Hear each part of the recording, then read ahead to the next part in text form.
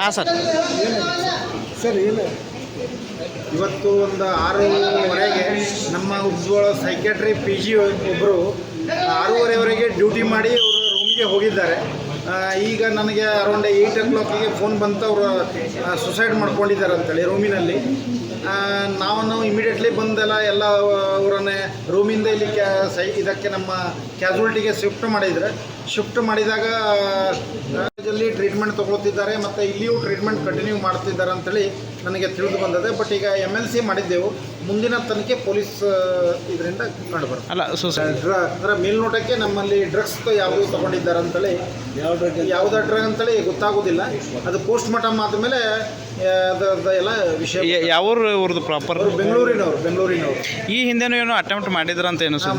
ಈ ಹಿಂದೆಯೂ ಮೊದಲು ಮಾಡಿದ್ದಾರಂತೆ, ಕೈಯೆಲ್ಲ ಕಟ್ ಮಾಡ್ಕೊಂಡಿದ್ದಾರಂತೆ. ಮತ್ತು ಬೆಂಗಳೂರು BMC ಬೆಂಗಳೂರು ಮೆಡಿಕಲ್ ಕಾಲೇಜಲ್ಲಿ ಟ್ರೀಟ್ಮೆಂಟು ತಗೋತಿದ್ರು. ಅವಾಗೇನು ವಿಚಾರ ಮಾಡಿದ್ರಿ ಏನು ಸರ್? ಅದ್ರ ಸಂಬಂಧ ಅವಾಗ ಅಟೆಂಪ್ಟ್ ಮಾಡಿದ್ರು ಏನೋ? ಅವ್ರದ್ದು ಒಂದು ಫೈಲೋನೆಫ್ರೈಟಿಸ್ ಅಂತೇಳಿ ಒಂದು ಕಾಯಿಲೆಯಿಂದ ಬಳಲುತ್ತಿದ್ದಾಳಂತೆ.